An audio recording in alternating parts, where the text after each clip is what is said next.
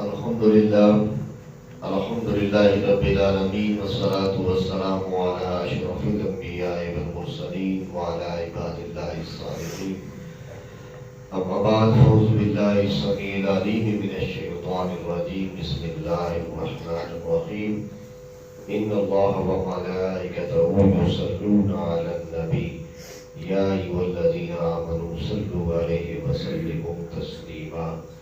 بآواز بلند ادب اور احترام کے ساتھ درود و سلام کا نذرانہ پیش فرمائیں۔ صلاۃ و سلام علیک یا سیدی یا رسول اللہ وعلی آلہ و اصحابہ یا سیدی یا حبیب اللہ۔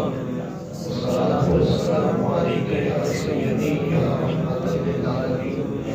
مولانا صلی وسلم دائما ابدا علی حبیبک خیر الخلق کلہم۔ اللہ رب العزت کی حمد و ثنا حضور نبی رحمت جانے کائنات جانے جہاں صلی اللہ تعالیٰ علیہ وسلم کی ذات اقدس پر کروڑا کروڑ درود و سلام کے بعد میرے کریم آقا کائنات صلی اللہ تعالیٰ علیہ وسلم کے عاشق و غلاموں السلام علیکم ورحمۃ اللہ وبرکاتہ۔ پچھلے جو ہمارے دو دروس ہوئے وہ سنت اور نوافل کے فضائل اس حوالے سے آپ کی خدمت میں احادیث مبارکہ حضور نبی رحمت صلی اللہ تعالی علیہ وسلم کے فرامین آپ کو سنائے تھے۔ آج سنت اور نوافل کے کچھ فقہی مسائل جو ہیں فقہ کے وہ آپ کی خدمت میں گوش گزار کروں گا۔ اللہ کریم ہمیں قرآن اور سنت کو سمجھنے کی اور زندگی کا لمحہ لمحہ اس کے مطابق گزارنے کی توفیق عطا فرمائے۔ سامعین ذی قدر، پچھلے درس میں بھی عرض کیا تھا کہ فی زمانہ ہم اتنے مصروف لوگ ہیں کہ اول تو ہمارے پاس صحیح طریقے سے رکوع و سجود کی مکمل ادائیگی کے ساتھ نماز پڑھنے کا وقت نہیں، اور اگر ہم پڑھ بھی لیں تو انتہا کی جلدی میں پڑھتے ہیں، اور اکثریت ہماری نوافل اور سنت کو چھوڑ دیتی ہے، اور لوگ یہی سمجھتے ہیں کہ ان کی اتنی تائید نہیں تو لہذا پڑھنے کی ضرورت نہیں۔ تو اس لیے گزارش کی تھی کہ سنت میرے نبی رحمت کی سنت ہے، جو حضور کی سنت کو چھوڑ دے گا میرا نبی اس کی شفاعت کبھی نہیں فرمائے گا۔ سنت موقدہ کی تائید شریعت مطالعہ میں بہت زیادہ آئی ہے۔ جو سنت موقدہ کو چھوڑ دے اور یہ عادت ڈال دے کہ میں سنتیں نہیں پڑھوں گا تو شریعت کہتی ہے وہ فاسق اور فاجر انسان ہوگا، اس کی گواہی قابل قبول نہیں ہوگی اور وہ جہنم کی آگ کا مستحق ہوگا۔ بعض ائمہ اکرام نے یہاں تک ارشاد فرمایا کہ حضور نبی رحمت جانے کائنات جانے جہاں صلی اللہ تعالیٰ علیہ وسلم نے ارشاد فرمایا جو میری سنت کو چھوڑ دے گا میں قیامت کے دن اس کی شفاعت نہیں کروں گا۔ یعنی حضور کی شفاعت کے لیے سنتیں پڑھنا ضروری ہے۔ حضور کا قرب حاصل کرنے کے لیے سنت کی ادائیگی ضروری ہے۔ جس طرح انسان نوافل پڑھ کے اللہ کا قرب لیتا ہے، اسی طرح سنتیں پڑھ کے انسان کو اللہ کے پیارے حبیب کا قرب خاص نصیب ہوتا ہے۔ دوسری قسم ہے غیر موقدہ سنتیں۔ شریعت مطالعہ نے اس کی چھوٹ دی ہے، آپ پڑھ لیں تو بہت اعلیٰ ثواب بھی انتہا کا، حضور کا قرب خاص بھی نصیب ہوگا۔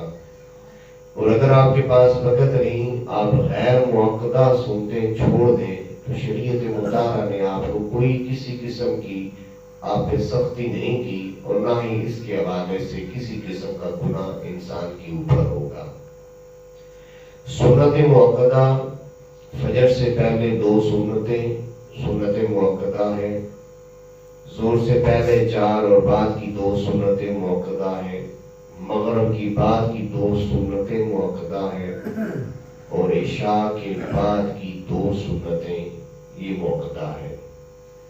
غیر مؤکدہ سنتوں میں عصر کی 4 سنتیں جو عصر کے فرضوں سے پہلے پڑھی جاتی ہیں، اور عشاء کی 4 سنتیں جو عشاء کی نماز کے فرائض سے پہلے پڑھی جاتی ہیں، وہ غیر مؤکدہ سنتیں ہیں۔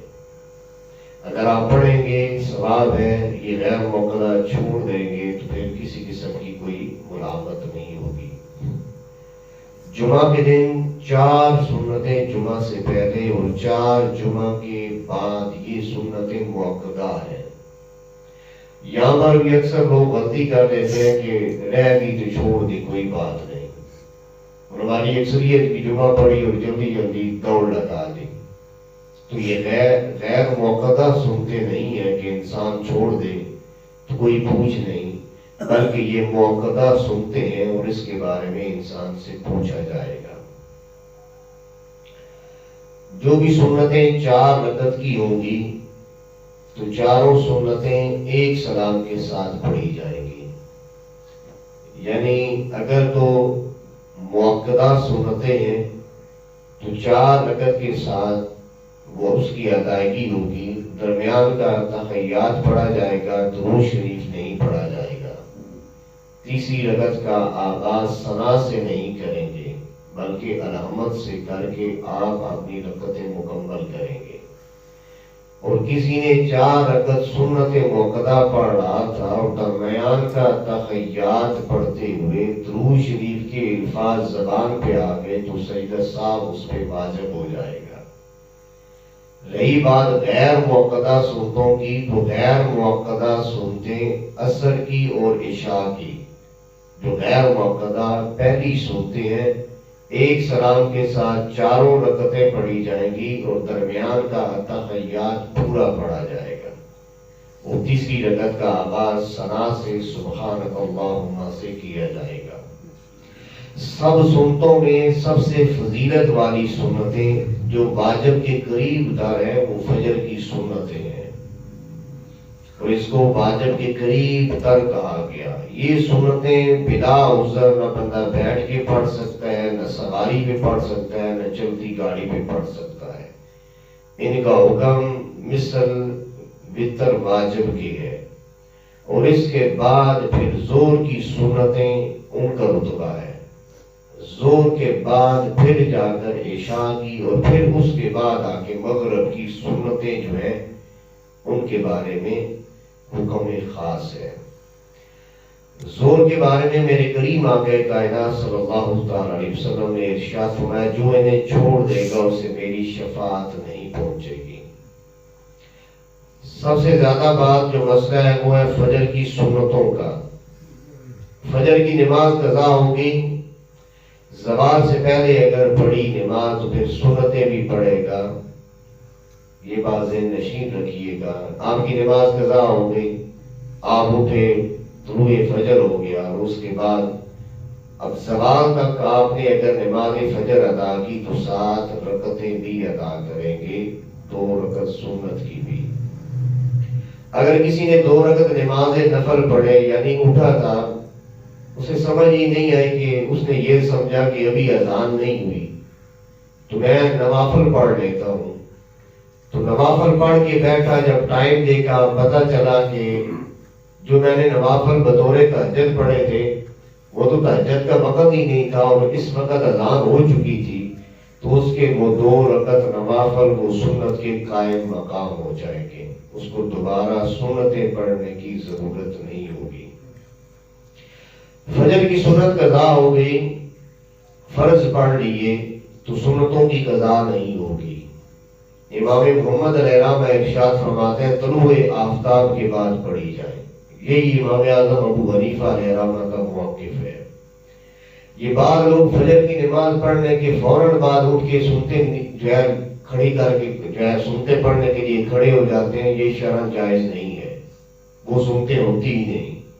آپ نے نماز ادا کر لی، باجماعت سنتے آپ کی رہتی تھی، یعنی آپ آئے نماز ادا ہو رہی تھی اور آپ اگر سنتے پڑھتے نماز چلی جاتی تو آپ نماز میں جو ہے شامل ہو گئے، تو نماز کے بعد آپ سنتے نہیں پڑھ سکتے۔ پھر قول یہ ہے کہ جب طلوع آفتاب ہو جائے، یعنی جو صبح کا طلوع آفتاب ہو، جو 10-12 منٹ زوال کے ہیں وہ گزر جائیں، اس کے بعد سے لے کر زوال کے ٹائم تک پھر آپ ان سنتوں کو پڑھ سکتے ہیں۔ دوسری بات یہ بھی ذہن نشین رکھ لیں، جماعت کھڑی ہو جائے تو کوئی بھی سنتیں پڑھنا جائز نہیں سوائے فجر کی سنتوں کے۔ زور کھڑی ہو گئی، آپ زور کی سنتیں نہیں پڑھ سکتے۔ عصر کھڑی ہے، آپ عصر سے پہلے کی سنتیں نہیں پڑھ سکتے۔ عشاء کی نماز کھڑی ہے، آپ کوئی سنت نہیں پڑھ سکتے، کوئی نفل نہیں پڑھ سکتے۔ لیکن فرض کی نماز کے لیے یہ حکم شرع ہے کہ جب فرض کی نماز کھڑی ہو جائے اور آپ آئیں، آپ کو یہ یقین کامل ہے کہ امام صاحب اپنی جماعت میں قرات لمبی کرتے ہیں، لمبی سورتیں پڑھتے ہیں، اور میں اگر نماز فجر کے فرائض ادا کروں تو سلام پھیرنے سے پہلے میں امام کے ساتھ شامل ہو جاؤں گا، تو اس صورت میں سنتیں ادا کرنے کا شرعی حکم ہے۔ اور اگر یہ یقین ہو کہ میں امام کے ساتھ نماز میں شامل نہیں ہو سکوں گا، میرے فرض چھوٹ جائیں گے، تو اس صورت میں سنتیں چھوڑ دیں اور فرض کے لیے نماز میں شامل ہو جائیں۔ یہاں پر حکم شرع یہ ہے کہ جب بھی آپ نے سنتیں ادا کرنی ہے، اگر نماز کھڑی ہو گئی ہے تو صف کے پیچھے، عین پیچھے آپ سنتیں ادا نہیں کر سکتے۔ یہ بات ذہن نشین رکھ لیں۔ نماز کھڑی ہو جائے، سنت فجر ادا کرنے کا حکم یہ ہے کہ باہر برآمدہ ہے وہاں چلے جائیں، سیر ہے وہاں چلے جائیں، نماز باہر ہو رہی ہے تو آپ اندر چلے آئیں، درمیان میں کوئی رکاوٹ ہو، دیوار حائل ہو، کوئی جو ہے پردہ ہو، آپ کے اور اس نماز کے درمیان کسی قسم کا درمیان میں کوئی چیز ایسی نہ ہو کہ کوئی بھی نہ پڑی ہو چیز ہو، کوئی بندہ صف میں آنا چاہے نماز کے لیے تو اس کے نماز میں خلل نہیں پڑنی چاہیے۔ تو اس لیے اکثر ہمارے یہاں عوام آتی ہے صبح تو صف کے پیچھے ہی کھڑے ہو کر اپنی سنتوں کی ادائیگی شروع کر دیتے ہیں، اس صورت میں جائز نہیں ہے۔ سنتیں آپ نے ادا کرنی ہے، امام نے نماز کھڑی کر دی اور آپ کی سنتیں رہتی ہیں اور آپ کو یقین ہے امام کے سلام پھیرنے سے پہلے میں شامل ہو جاؤں گا، تو اس صورت میں آپ باہر کھڑے ہو کر سنتیں پڑھ لیں یا ایک سائڈ میں سنتیں ادا کر لیں۔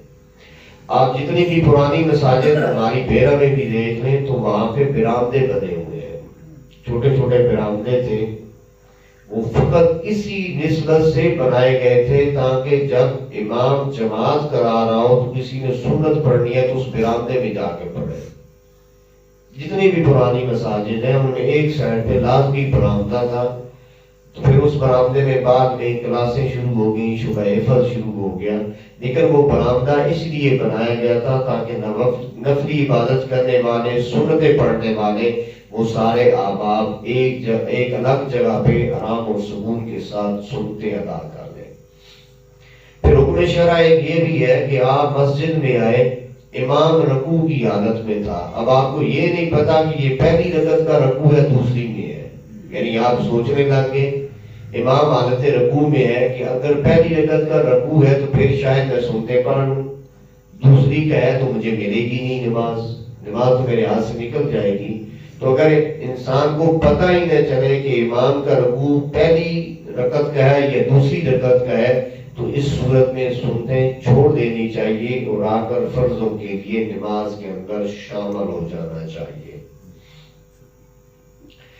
عصر اور عشاء اس کی جو سنتیں ہیں، یعنی عصر اور عشاء کی پہلے 4 سنتیں یہ ایک ہی سلام کے ساتھ پڑھیں گے، اس کے بارے میں میرے کریم آقا کائنات صلی اللہ تعالی علیہ وسلم نے ارشاد فرمایا، جس نے عصر کی 4 رکعتیں اور عشاء کی 4 رکعتیں پڑھی، اللہ اس کے اوپر جہنم کی آگ کو حرام فرما دے گا۔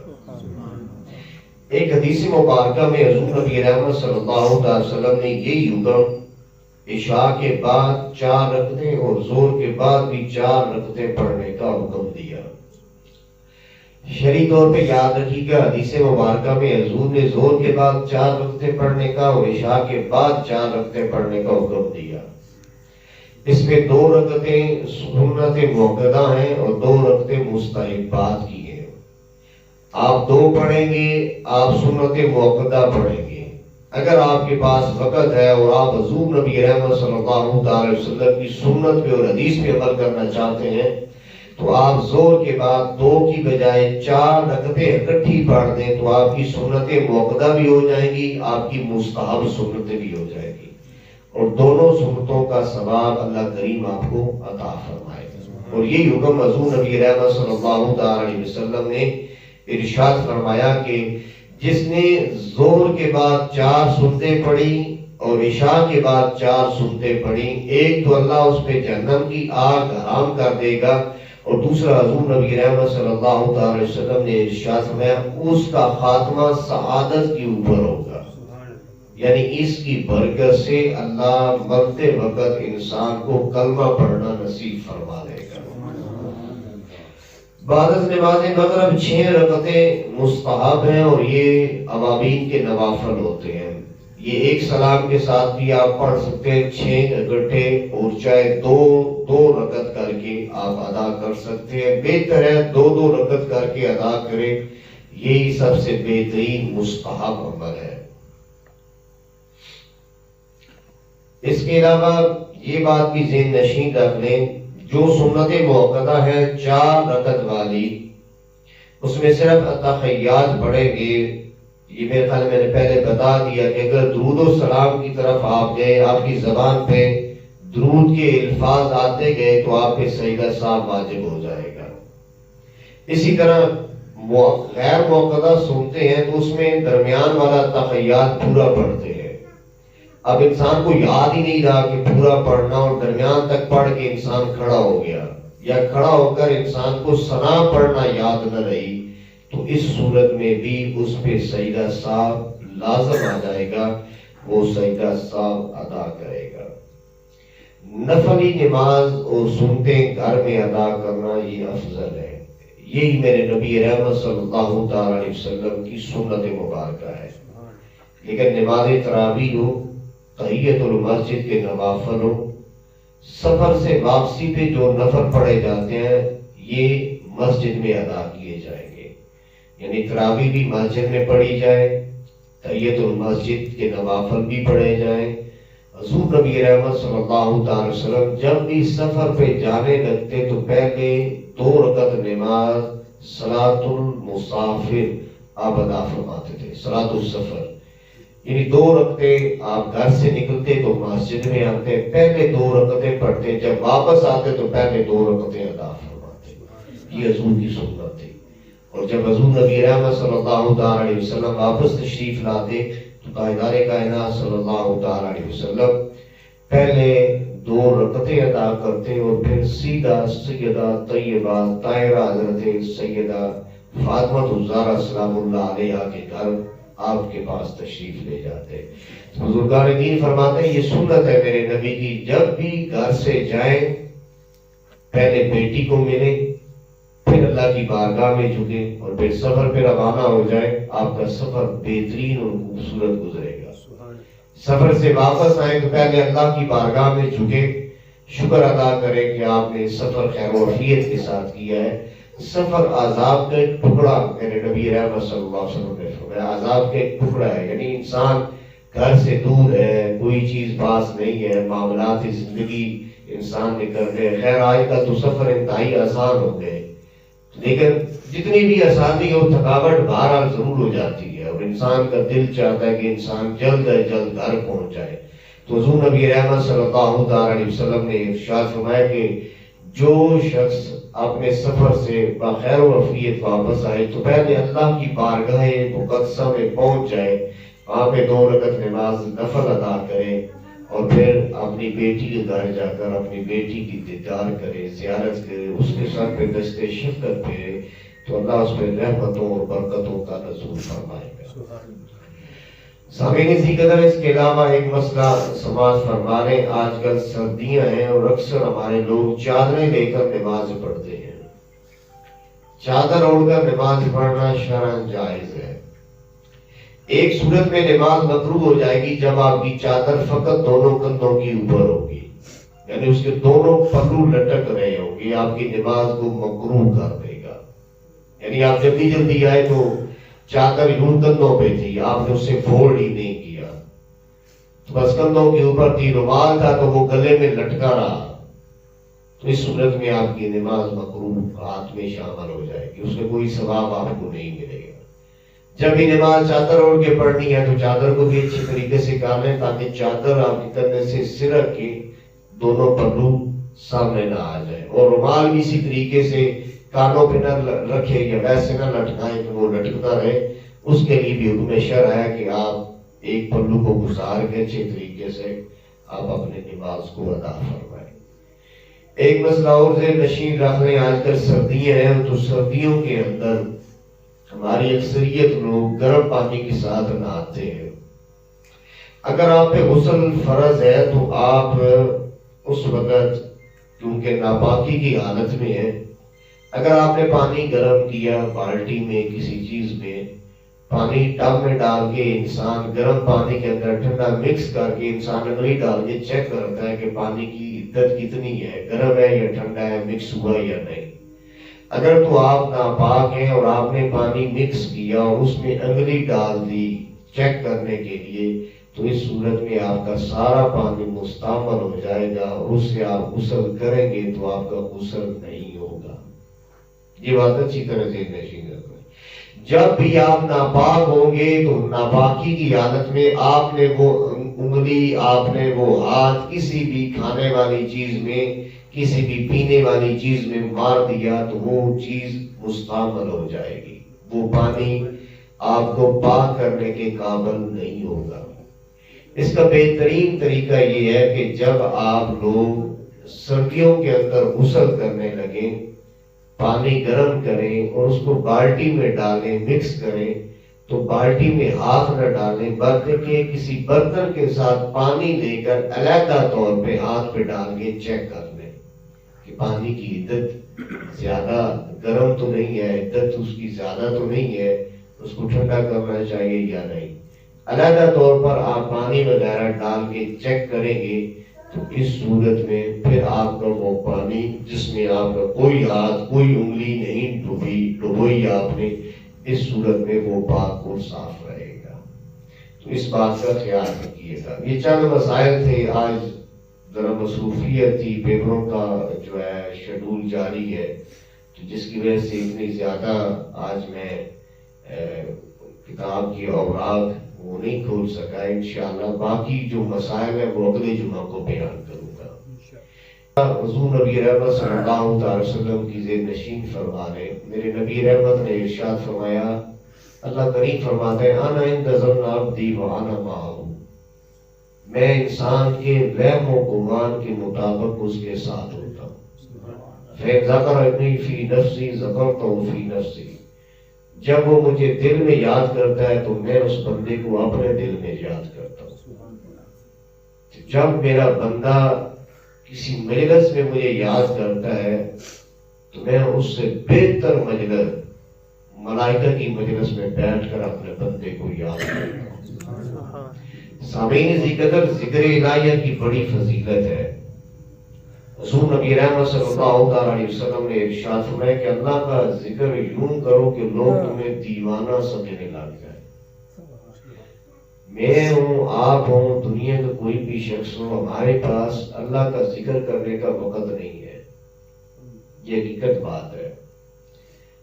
آج ہمیں اس کی قدر نہیں ہے کہ اللہ نے صحت دی ہے، زندگی دی ہے، نعمتیں دی ہے، تو کل قیامت کے دن یا قبر کے اندر اور قیامت کے اندر ہمیں پتہ چلے گا کہ ہماری زبان سے نکلنے والے ایک مرتبہ اللہ کی کتنی قدر و قیمت تھی، ایک مرتبہ نکلنے والی سبحان اللہ کی قدر و قیمت کیا تھی۔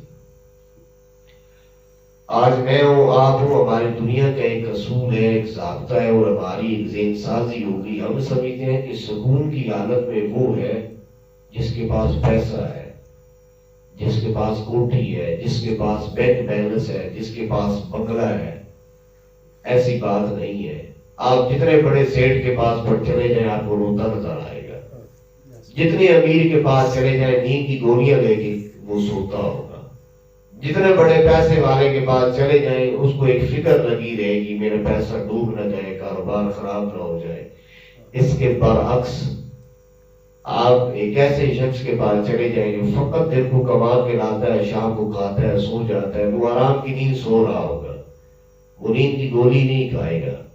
اس لیے کہ تھوڑے پہ وہ صابر ہے، شاکر ہے. اللہ نے اس کے دل کو اطمینان سے بھر کے رکھا ہے.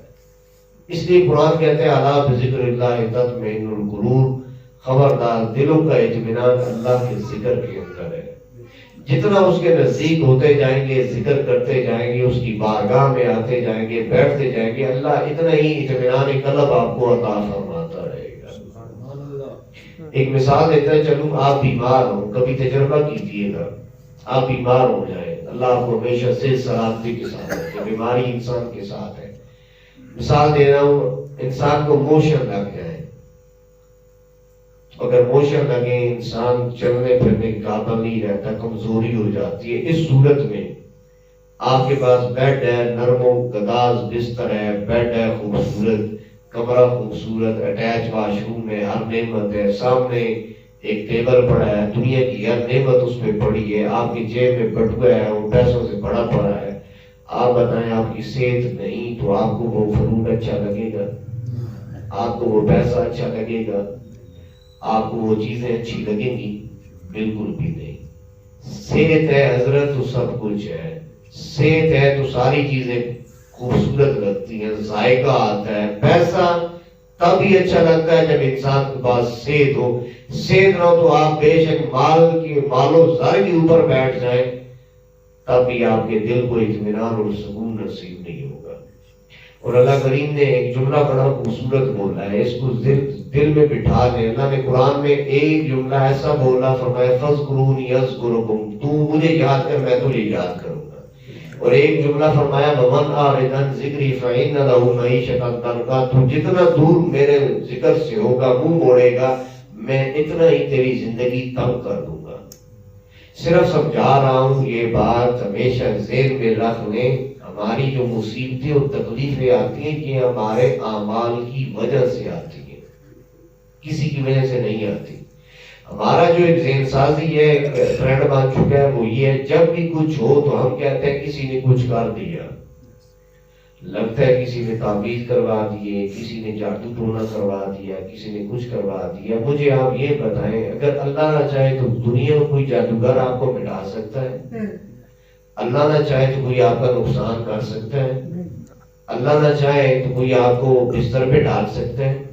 کوئی بھی نہیں. اپنا عقیدہ مضبوط کر لیں، ایمان مضبوط کر لیں کہ میرا رب میرے ساتھ ہے، دنیا کی کوئی طاقت آپ کو مٹا نہیں سکتی. وَتُعِزُّ مَن تَشَاءُ وَتُذِلُّ مَن تَشَاءُ، عزتیں ذلتیں اس کے ہاتھ میں ہیں. دنیا کی ساری طاقتیں بھی آ جائیں، آپ کی عزت کو مٹانا چاہیں، اس نے عزت دی ہے وہ دے کے رکھے. اور اس نے قرآن میں واضح لکھا ہے جب یوسف کو اٹھا کر حضرت یوسف کو کنویں میں ڈالا گیا تو بھائیوں نے زندگی ختم کر دی. انہوں نے کہا مر گیا یوسف، بس جان چھوٹی. اس کی قدرت نے مسکرا رکھا، کنویں میں ڈلوانے والا بھی میں ہوں اور کنویں سے نکال کر تخت شاہی پہ بٹھانے والا بھی میں ہی ہوں گا. اس یوسف کو اللہ نے اٹھایا، مصر کے بازار میں بکوایا اور پھر مصر کے تخت سے تک پہنچا دیا. درمیان میں تہمت بھی لگی لیکن اللہ کی ذات ساتھ تھی. جتنی بڑی تہمت تھی اللہ نے اتنی ہی بڑی گواہی بھی عطا فرما دی. انسان کچھ بھی نہیں ہے کہ جب تک اللہ کی ذات نہیں جائے گی. آپ کھانا کھا رہے ہو، آپ کا لقمہ پھنس جائے، ڈاکٹر جتنا مرضی کوشش کرے، اللہ کی طرف سے شفا نہیں لکھی، کوئی نکال سکتا ہے؟ نہیں نکال سکتا. آپ اور میں پانی پیے، ہمارا پیشاب بند ہو جائے، دنیا میں کوئی طاقت ہے ہمارا پیشاب چالو کر سکے؟ جب تک اللہ کی ذات نہیں چاہے گی. اس لیے بار بار میں آپ کو سمجھاتا ہوں، ہمارا ایک ٹرینڈ بن چکا ہے کہ نہیں جناب کسی نے کچھ کر دیا، تعویذ لینے ہوں گے، تعویذ کے برکت ہے، تمیز کلام برحق ہے، اس میں برکت ہے، حضور کی سنت ہے۔ حضور نے خود اپنے دونوں شہزادوں امام حسن اور امام حسین کے گلے میں نظر بد کا تعویذ باندھا تھا، لیکن اس کے باوجود جو اصل بات ہے وہ یہ ہے، مشکل ہو، تکلیف ہو، پریشانی ہو، آپ اپنے رب سے مانگیں، رب کی بارگاہ میں جھکے، کامل ایمان رکھیں۔ مصیبت آئی ہے، کامل ایمان، یہ اللہ کی آزمائش ہے، اللہ دور کر دے گا، تو یقین کریں آپ کا رب آپ کی مشکل کو دور کر دے گا۔ میں پاکستان کا بہت بڑا پامسٹ تھا، اس کی کتاب پڑھ رہا تھا، یہ لکیروں کا ایک فن ہوتا ہے، پامسٹری، تو اس کا علم بھی لوگ رکھتے ہیں، لوگوں کا عقیدہ ہے کہ لکیریں بولتی ہیں، لیکن میں ایک جملہ کہتا ہوں ہمیشہ، لکیریں نہیں بولتی، بولتا وہی ہے جو میرے نبی نے لکھ دیا ہے، جو اللہ نے لکھ دیا، جو میرے نبی نے کہہ دیا۔ حضور نبی رحمت صلی اللہ علیہ وسلم نے فرمایا اس عقیدے کو دل میں بٹھا دے کہ بچہ پیدا ہو جائے، اس کا رزق، اس کی سانسیں، اس کی بخت، اس کی شادی، اس کے بچے، اس کا کاروبار، اللہ سارا کچھ تعریف فرما دیتے۔ جب اللہ نے لکھ دیے تو پھر لائن ادھر ہو کچھ بھی نہیں ہوتا۔ وہ پامسٹر نے ایک جملہ لکھا، وہ کہتے ہیں میرے پاس ایک بچی آئی، میں نے اس کا ہاتھ دیکھا، 5 سال شادی کو ہو گئے تھے، تو اس بچی کے ہاتھ میں اولاد کی لکیر نہیں تھی۔ میں نے کہا بیٹا تیرے ہاتھ میں جو ہے وہ لکیر نہیں اولاد کی، تیری اولاد نہیں ہوگی۔ تو پتہ ہے اس بچی نے کیا جواب دیا؟ اس نے کہا کیا لکیریں اولاد دے گی یا تو اولاد دے گا؟ اولاد میرے رب نے دینی ہے، میں تجھے اپنے رب سے اولاد لے کے دکھاؤں گی۔ وہ کہتا ہے میں خیر حیران رہا، لیکن بچی کا ایمان اتنا مضبوط تھا کہ مجھے حیرانی ہوئی۔ لوگ پھسل جاتے ہیں کہ لکیر نہیں ہے تو رو پڑتے ہیں یا پریشان، نہیں، اس کا بڑا ایمان کامل تھا، مضبوط تھا۔ وہ کہتا ہے پھر میں بھی بات بھول گیا، لیکن 3 سال کے بعد وہ بچی پھر آئی، اس کی گود میں ننھی سی جان تھی۔ میں نے کہا یہ کون ہے؟ اس نے کہا دیکھ لکیر میرے ہاتھ کی، دیکھ بتا۔ تو جب میں نے اس کا ہاتھ دیکھا تو اس کے ہاتھ میں اولاد کی لکیر بھی تھی، اس کے گود میں بیٹا بھی تھا۔ میں نے پوچھا بیٹا عمل کیا کیا؟ اس نے کہا تو نے کہا تھا اولاد ملنی نہیں، تو جب دنیا سو جاتی تو میں تنہا رب سے بیٹھ کے کہتی، دنیا کہتی ہے اولاد لکیروں میں ہے، میں کہتی ہوں تیرے ہاتھ میں ہے، مالک اولاد ہے، تو میرے کریم رب نے مجھے بیٹے سے نواز کے رکھ دیا۔ ہم نے اللہ کے در میں آنا چھوڑ دیا، جھکنا چھوڑ دیا، گڑگڑانا چھوڑ دیا، ورنہ یہ مصیبتیں، تکلیفیں یہ ایک مالک کی آزمائش ہے۔ جتنا آپ آئیں، سیکھیں قرآن حدیث، اللہ کی بارگاہ میں جھکیں، ذکر کریں، اتنا ہی اطمینان قلب بھی ملے گا، اور اتنا ہی اللہ آپ کو رزق کی فراوانی بھی نصیب فرمائے گا۔ آخری بات، حضرت سیدنا جبرائیل امین سدرۃ المنتہا میں تشریف فرما تھے۔ اللہ کی بارگاہ سے ایک جو ہے آواز بلند ہوئی، لبیک یا عبدی، لبیک یا عبدی، لبیک یا عبدی، اے میرے پیارے بندے میں حاضر ہوں۔ حضرت جبرائیل امین کے دل میں خیال آیا آج اللہ نے اپنی زبان قدرت سے آواز دی اور اتنے پیار سے پکارا، کتنا خوش نصیب بندہ ہے۔ پوری روئے زمین پہ لوگ پکار رہے ہیں، لیکن اللہ کسی خاص بندے کی آواز کو سن کے جواب دے رہا ہے۔ تو جبرائیل امین کے دل میں خیال ہے میں دیکھوں تو صحیح۔ تو تفسیر کے اندر آتا ہے کہ جبرائیل امین فوراً سدرۃ المنتہا سے آئے، بیت اللہ میں کوئی بندہ دعا مانگنے والا نہیں، بیت المقدس میں گئی، وہاں پہ بھی بندہ نہیں، روئے زمین کی مساجد چھانی، کوئی بندہ نہیں، کہیں سے آواز نہیں آ رہی کسی خاص پاکیزہ جگہ سے۔ واپس سدرۃ المنتہا میں گئے تو کریم رب نے فرمایا جبرائیل کسے ڈھونڈنے گیا تھا؟ جس کو میں نے آواز دی ہے؟ جی مال کے کائنات، میں دیکھنے کے لیے گیا تھا، کتنا خوش نصیب ہے، میں دیدار تو کروں۔ کریم رب نے فرمایا وہ تمہیں یہاں پہ نہیں ملے گا، وہ فلاں بت خانے کے کونے میں پڑا ہے، جا دیکھا۔ جبرائیل امین نے عرض کی مالکہ بت خانے میں تیرے بندے کا کیا کام؟ اللہ کریم نے فرمایا جبرائیل ایک مصیبت میں یہ بندہ مبتلا ہے اور رات دن بت کے سامنے بیٹھا رہا، مانگتا رہا، بت تھا، پتھر تھا، کیا سنتا کیا جواب دیتا، لہذا بت نے کوئی سنا نہیں، جواب نہیں دیا، تھک ہار کے اس نے بت کو ماری ٹھوکر، اس نے ایک مرتبہ مجھے کہا لبیک یا ربی، تو میں نے 3 مرتبہ کہا لبیک یا عبدی۔ اس نے ایک مرتبہ مجھے آواز دی، میں نے 3 مرتبہ پیار سے اسے پکارا۔ تو یہ ہے اس کی پکار، اس کی عطا، اس کی محبت۔ اس کی بارگاہ میں بیٹھا کریں، جھکا کریں، ذکر کیا کریں، اپنی زبان کو ذکر سے تر رکھا کریں، اللہ سے مانگا کریں، گڑ گڑایا کریں۔ جو اللہ سے جس کو مانگنے کا سلیقہ آ گیا، دنیا کی ساری نعمتیں اس کی گود میں آ گئی، اور اس کا کوئی خاص طریقہ نہیں ہے۔ بس یہی ہے کہ آپ تنہائی میں بیٹھ جائیں، آپ اپنے رب سے باتیں کریں، آپ کھل کے باتیں کریں، کھل کے روئیں، کھل کے گڑ گڑائیں، کھل کے ہاتھ اٹھائیں، شکوے شکایتیں جو بھی زبان پہ عرض کریں، مال کرتے رہا ہوں۔ پھر بھی یہ آپ بولتے جائیں، وہ سنتا جائے گا، پھر اس کی قدرت مسکرا کے آپ کی جھولیوں کو مالا مال فرما دے۔ اس لیے ہمیشہ نماز پڑھا کریں، جو رہ جائے اس کو قضا کیا کریں، خوبصورت نماز پڑھ کے اللہ کی بارگاہ میں ہمیشہ دعا کیا کریں۔ دعا عبادت کا مغز ہے۔ ہمارے پاس ٹائم نہیں، ہم یوں ہاتھ کرتے ہیں، نکل جاتے ہیں، تھوڑی سی دعا لمبی ہو جائے ہم گھبرا جاتے ہیں۔ حضرت کرم اللہ وجہ الکریم نے فرمایا تھا، جب تمہیں اللہ سے باتیں کرنے کا دل چاہے نا کہ میرا رب میری باتیں سنے اور میرا رب میری باتیں سن کے جواب دے، تمہارے دل کو اطمینان نصیب ہو، تو آپ فرماتے ہیں تنہائیوں میں بیٹھ کر رب کی بارگاہ میں مانگا کرو۔ جتنی دعائیں مانگو گے تو یوں سمجھ لینا تیرا رب تیرے ساتھ ہم کلام ہے۔